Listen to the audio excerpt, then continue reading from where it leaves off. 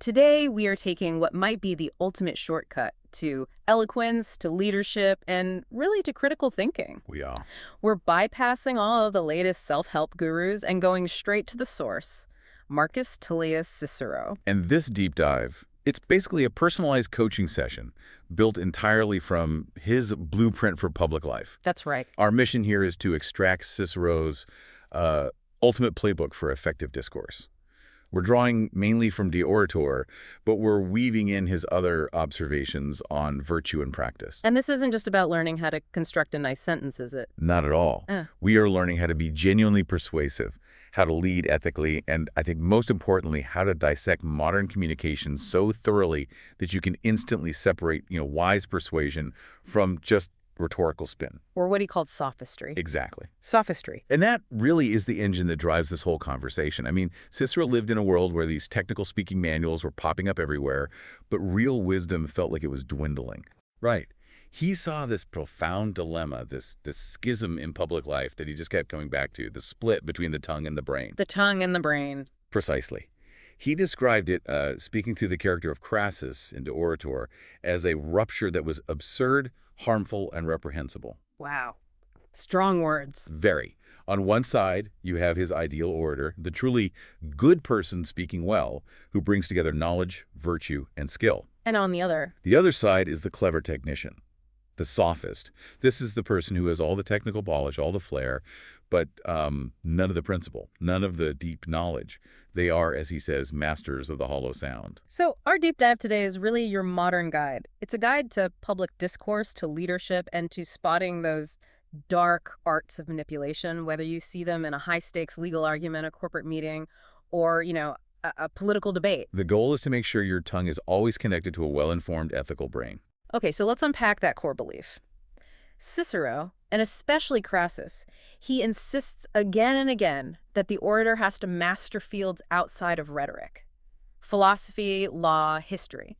They're non-negotiable. Why? Right. Why isn't a good handbook and a lot of speaking practice just enough to succeed?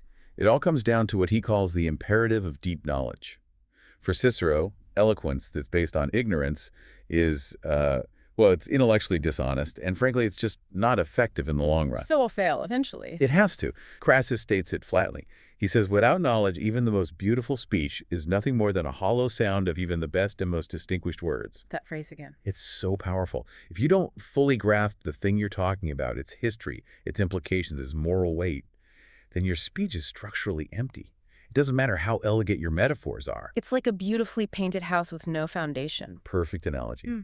The content has to be the absolute source of the speech. It has to effloresce and redundate, to bloom and overflow from the knowledge of things. So the speech literally has to grow out of the knowledge. Exactly. The orator's job, once they've been instructed on, say, a specialized field, is to speak better and with more distinction than even the expert who invented the subject. That's a high bar. A very high bar. And to do that convincingly, you need a profound universal foundation, not just a bunch of memorized talking points. And he's very specific about the areas of study you can't skip. So which parts of that foundation are the most essential? Because it seems like Crassus is willing to concede some ground, but he really doubles down on others. He does. He divides philosophy into three parts: the mysteries of nature, the subtleties of dialectic, which is like logic chopping, and the study of human life and conduct. Okay. And Crassus says, look, if the orator is lazy, he might regrettably concede giving up the first two. You can skip nature and logic, maybe, Right. but you must hold on to that third part, the practical study of human behavior, of morality, of vices, desires, and moderation. So why is that one, the study of human life, which is basically ethics and political science, why is that the absolute minimum requirement? Because the entire business of the orator is wrapped up in human motivations. I mean, if you can't analyze what drives people, their lusts, their fears, their hopes, their sense of justice, how can you possibly persuade them, ethically or even effectively? You're just guessing. You're just guessing. The greatest causes the orator defends are almost always linked to the entire topic of human life and conduct, which has to be thoroughly mastered. Ignorance here means you can't predict or shape how an audience will react. Okay, that brings us to the second controversial but non-negotiable foundation, mastering the civil law. Now, I have to channel Antonius here for a second, who was pretty skeptical. Right, use the pragmatist. Yeah, he argued that, legal experts often had all this tedious knowledge, and a truly eloquent orator could just use their skill to sway a judge, regardless of the legal minutiae. It's a great challenge, and it really highlights the tension within the oratory. Antonius saw the technical difficulty and maybe the lack of intellectual glamour in memorizing statutes. But Crassus saw it differently. Completely differently. For him, knowing the civil law provided the fundamental sources for all discussions about the state, about property, about community values. So he's reframing civil law. It's not a technical loophole manual. It's like an ancient codified text on morality and virtue. Exactly. Crassus argues these laws are foundational.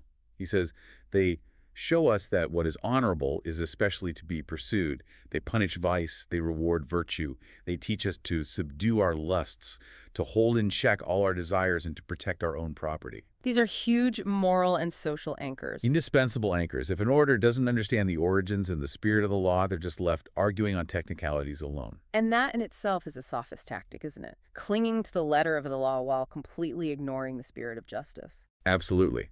Crassus insists that ignorance of civil law makes an orator look more outrageous than anything. Yeah. They're roaming the public forum with all this arrogance, but they lack the essential knowledge of their own community's basic principles. It's the difference between speaking within society's moral structure versus trying to talk around it. Perfectly put.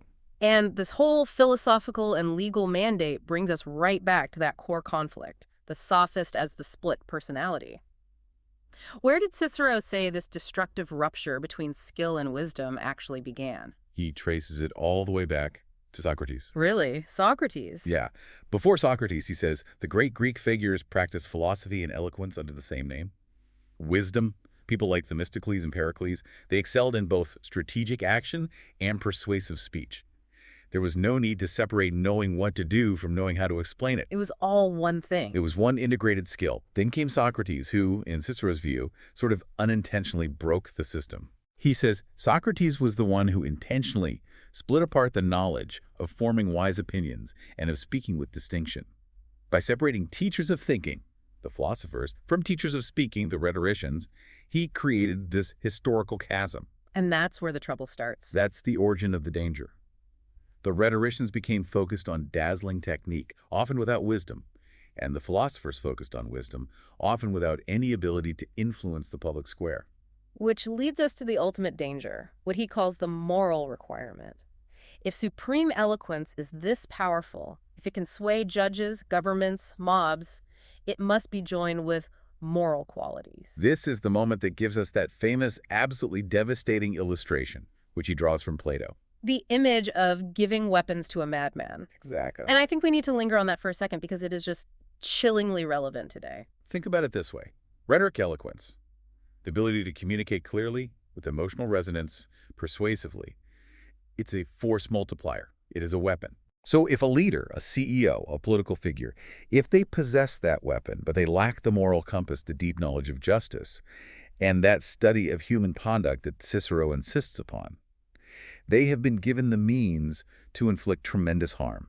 Let's make that concrete. We see this all the time with corporate or political leaders who deploy a vast communications apparatus, a modern propaganda campaign, a perfectly crafted press release, a dishonest financial report, and it's flawless in its execution. The comms team is brilliant. The speech rhythm is hypnotic. The structure is impeccable. The use of jargon makes it sound authoritative. But the core message? But the core message is designed to exploit a legal loophole or deliberately mislead millions of people or justify a massive injustice. That is eloquence divorced from virtue. That is the hollow sound of the best words, delivered with the devastating force of a weapon. The action is harmful. The delivery is masterful. That is the modern version of weapons in the hands of a madman. So what's the actionable takeaway for us? It's critical. When you encounter communication, whether you're the speaker or in the audience, that seems flawlessly executed, but it's promoting a clearly unjust, harmful, or selfish agenda, you have to step back. You have to ask, is the brilliance I am admiring based on deep ethical knowledge the Ciceronian ideal, or is it just technical perfection being used for deception? The sophist. Because the sophist can give you the perfection, but they can't give you the moral anchor. They can't. And that's what's required for genuine long-term leadership. That sets the bar incredibly high. Now let's shift from that intellectual foundation to the actual mechanics of persuasion. The orator has three big tasks: to teach, which is docere, to please, delectere, and to move, movere. Right, three duties. And while teaching with logic is important, Crassus and Antonius both agree that the greatest power of the orator is the ability to move the audience. Pathos. But before we get to the raw emotion, let's talk about character. Ethos. Ethos, for the ideal orator, is the foundation where all trust rests. It's about establishing the speaker's character, their customs, their deeds, their entire life. It's about demonstrating genuine trustworthiness, or fides. So the audience has to believe the speaker is just inherently a good, well-bred, honest person? They have to. So if I'm analyzing a politician or a CEO, I shouldn't just look at the facts and figures they're presenting, the logos. I should be looking at their whole life, their history, their reputation, their demonstrated behavior. That's the essential, actionable check for the listener then, because sophists just project an image of virtue. Exactly. They might adopt the right tone, the calming body language, the expensive suit, but the Ciceronian orator cultivates genuine fides to sustain a long-term reputation. Cicero notes that an orator's character is judged by their whole life, their deeds, the consistency of their moral behavior. So if a speaker has a history of moral offenses, they can project all the calm sincerity they want, but their ethos will inevitably crumble under scrutiny. It creates a massive hurdle. You might convince the audience for a moment through technique, but that lack of consistency means you just can't sustain trust. Ethos is not a technique, it is a life lived. If your actions are marked by vice or a lack of diligence, your attempts to speak on virtue just ring hollow. You sound like a sophist playing a role. Precisely. That brings us to emotional appeal, pathos or movere. Antonius, the great speaker in the dialogue, takes a surprisingly radical view on this. He claims the orator has to be thoroughly stirred themselves by the same feelings to which I was trying to lead them. Authenticity is everything. So it's not acting. His insight is so profound because it cuts against that whole idea of emotion as some cheap theatrical trick. He argues that feigning emotion, the theatrical pretense, it actually requires quite powerful art. It's exhausting, and it's prone to failure. So it's harder to fake it than to actually feel it. Much harder. He swears that whenever he wanted to arouse grief or pity or even hate, he was invariably stirred himself. Wait, but if feigning is quite powerful art, why would a sophist avoid it? Why wouldn't they just go hire a great acting coach? Because the effort required to fake intense emotion is enormous, and the risk of failure is just too high in front of a critical audience.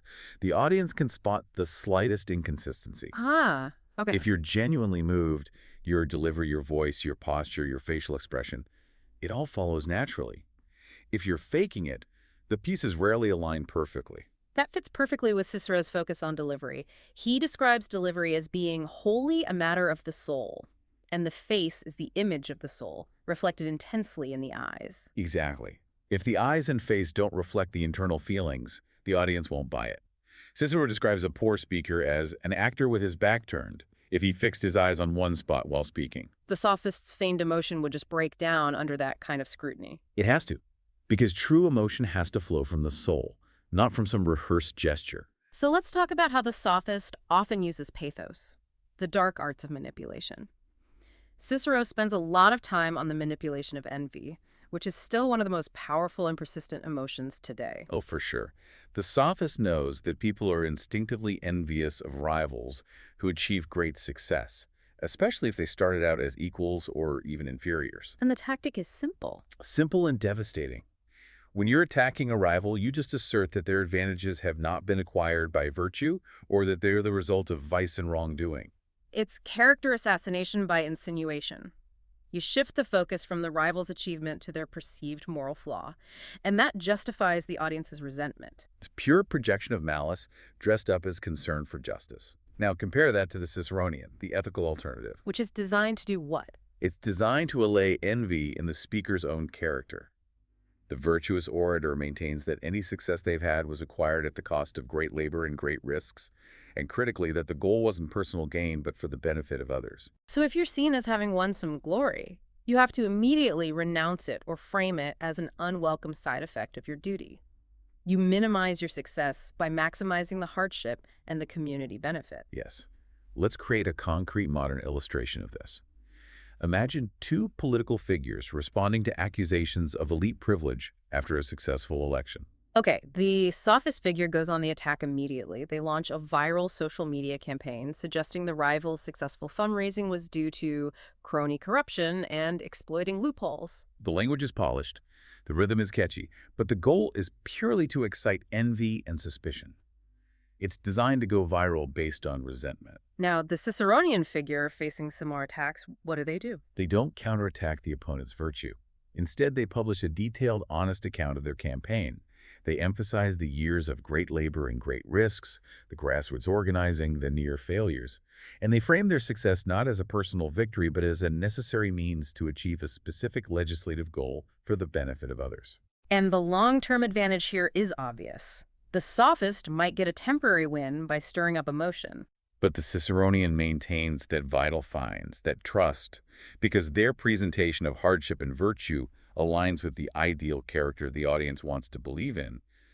The ethical approach wins the long game. The ideal orator's job is just massive. They have to be effective in court, in public meetings, conscience, and even in just daily one-on-one conversation. Yeah, huge scope. So if they need to be ready for all of these occasions, how does Cicero recommend preparing? The answer is relentless diligentia, and specifically through writing. It is not just speaking. No, that common saying that the way to become a speaker is simply to speak. He'd say that's misleading.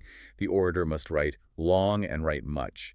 This is non-negotiable intellectual discipline. So writing isn't just about rehearsing, it's about organizing your thoughts. Why is the act of writing, putting pen to paper, so much better than just practicing extemporaneous speech? Because writing forces structure, clarity, and precision. When you write, you can't rely on a theatrical pause, or a charming smile, or raising your voice. You have to craft a logical sequence. And what's the practical rule of thumb he offers? The rule is that consistent writing practice ensures that even when the orator is improvising, the speech will still turn out to resemble a written text. Ah, the momentum. He uses that beautiful analogy of the ship, doesn't he? He does. A ship at full speed, when the rowers rest on their oars, it still maintains its own momentum and course. So that organized structure, that intellectual momentum you get from disciplined writing that carries you through the improvised moment. Exactly. It ensures the quality and coherence don't just collapse the moment the written text leaves off. Your intellectual ability has to be roused out of its laziness by this diligence. Okay, so let's assume the orator has mastered their subject. They've written extensively. They still have to master a case thoroughly. This is the foundation of logos, of argument and proof. But how does Cicero advise structuring arguments so they're not just a list of technical facts? How do they anchor their arguments in that wisdom we talked about? This is where the critical concept of the general case, or theses, comes into play. The orator needs to connect the specific disputes, the precise court case, the meeting agenda, what he calls hypotheses, back to universal principles. Can you give us a clear distinction there? A hypothesis versus a thesis? A hypothesis is a specific dispute with named people, places, and times. Should we cut Department X this quarter? Or did Norbanus violate this specific law on Tuesday? Got it. This specific. A thesis is the universal question that anchors that dispute in wisdom, whether justice is in the interest of the majority, or what are the characteristic features of a seditious citizen. So if I'm arguing for a complex policy change at work, a hypothesis, I shouldn't just list the financial facts. Right. I need to anchor that specific change in a universal good, a thesis like whether increasing efficiency is worth sacrificing long-term tradition. Precisely. That is the essence of Ciceronian logos. And the sophists' weakness is exposed here, because they rely purely on the technical classifications of their art, focusing only on the hypothesis, the narrow facts. They don't have the broad knowledge. They don't. Genuine intellectual acumen comes from understanding the underlying categories: genus, species, similarities, opposites. Those technical handbooks the sophists loved were often obscure and confused and gave zero guidance on universal wisdom.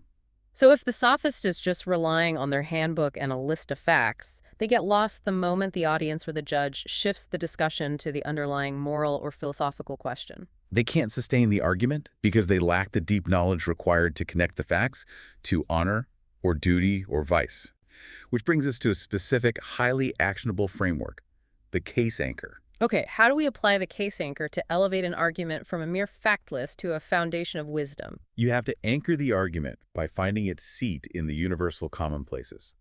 These are fixed categories you derive arguments from, things like genus, the broad category, species, the type, Similarities, opposites, causes, and consequences. Let's use that political example Cicero provides, the defense of Norbanus. How would that work?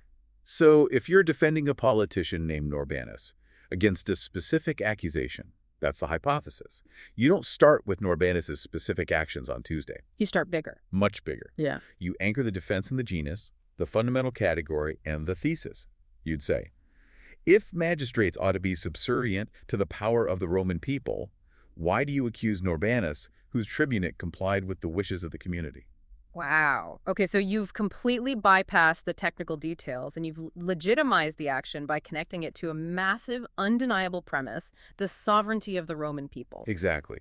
You force the opponent to argue against the universal premise of the entire political system, not just against this one specific man. That's powerful. It connects the specific incident to the fundamental moral reality of the state. Another quick example is using connected terms. You could argue, if dutifulness deserves the highest praise, you ought to be moved when you see Quintus Metellus mourn so dutifully. You're linking the emotional response you want, pity, grief, directly to an accepted moral term, dutifulness. So your emotion is rooted in shared wisdom, not trickery. And that prevents it from ever being that hollow sound. This is the payoff for the listener. Our goal isn't just to speak like Cicero, it's to spot the sophist who is trying to trick us. How do we, the modern audience, recognize when mere technical skill is being used, divorced from wisdom and truth? We have to look for the fundamental sign of the sophist, the destructive split. As Crassus warned, separating words from thoughts is just like a body from its soul, which in both cases can only wreak destruction. The sophist's entire art is designed to hide this divorce with dazzling technique. So what are the stylistic red flags that the words are running far ahead of the content? Look for excess. Look for ornament that doesn't serve clarity. Speeches that are overly ornate, excessively rhythmic, or that use beautiful words just for the sake of beauty. All style, no substance. If the speech is just dripping with flowers of language and thought, complex metaphors, rare vocabulary, confusing historical allusions, but those decorations don't actually clarify the meaning, that's a massive red flag. So it sounds like complexity for complexity's sake is a sophist hallmark. If the speaker's style is making it harder for me to grasp the core issue, they might be hiding the fact that there is no core issue. Exactly. Those technical handbooks were often obscure and confused. Sophists relied on these intricate, confusing lists of figures of speech lists that Crassus just dismisses out of hand because their goal isn't clarification. It's distraction. What's the ideal then? The ideal style, even when it's grand, must ultimately be clear, learned, and well-bred. If the language is merely ornamental rather than elucidating, the speaker is prioritizing style over sententia thought. Okay, we need to formalize this. Let's build Cicero's 5 questions to spot spin based on everything we've covered. This framework is your immediate analysis toolkit. When you're facing any highly persuasive message, just ask these 5 questions. First one. Is the argument anchored? We've talked about anchoring in the general case, but how does this help us spot the sophist specifically? The sophist avoids anchoring in universal wisdom because their specific hypothesis is probably morally indefensible. So the check is the specific point connected to sound, moral, or rational principles? The theses. And the sophist move. They rely solely on legal loopholes, technicalities, or obscure statutes. If they spend their entire time arguing on minute technical grounds while ignoring the honorable pursuit of justice, they're using their technical mastery as a shield for unethical action. If they can't connect their case to a genus like justice or duty or benefit to the community, they are completely lost at sea. Okay, number 2. Is the emotion earned? This goes back to Antonius's insight on authenticity. The check is, does the speaker seem genuinely moved by the feelings they're trying to evoke? Do their face and their eyes reflect the soul? Right.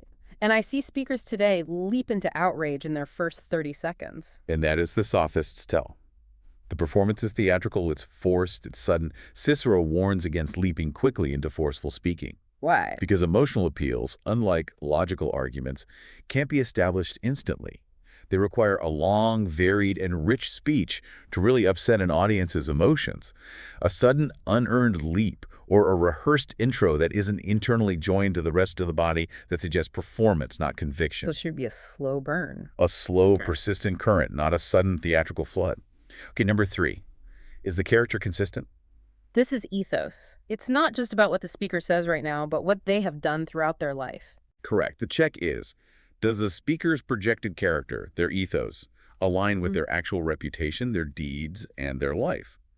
Are they exhibiting genuine fides or trust over the long term? And the sophist's move here is obvious. The sophists will try to project trustworthiness through style and tone, while their actions reveal a consistent pattern of moral or social breaches.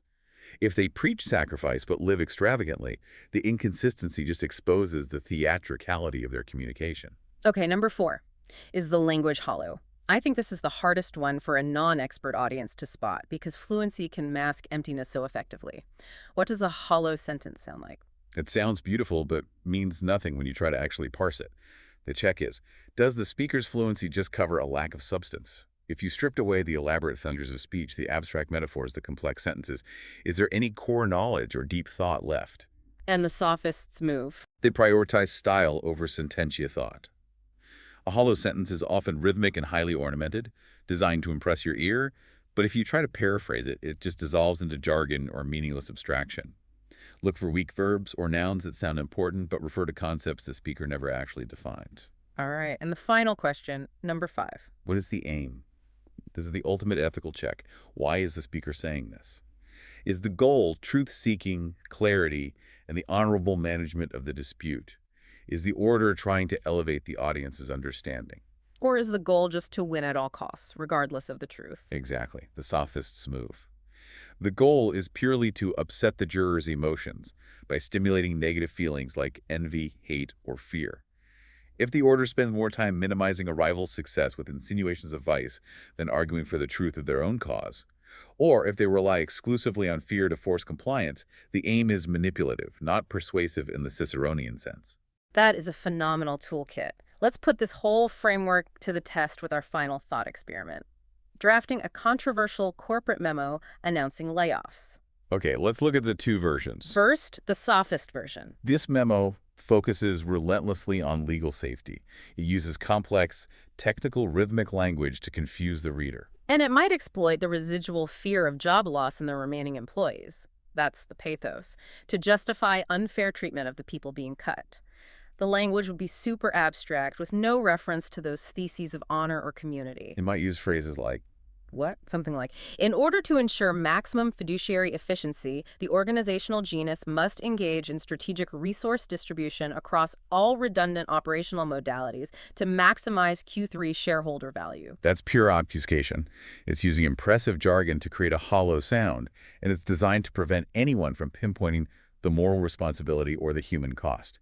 It fails all 5 of our checks. Absolutely. Now, the Ciceronian version. The Ciceronian orator knows they cannot leap immediately into the forceful, painful message. They start slowly.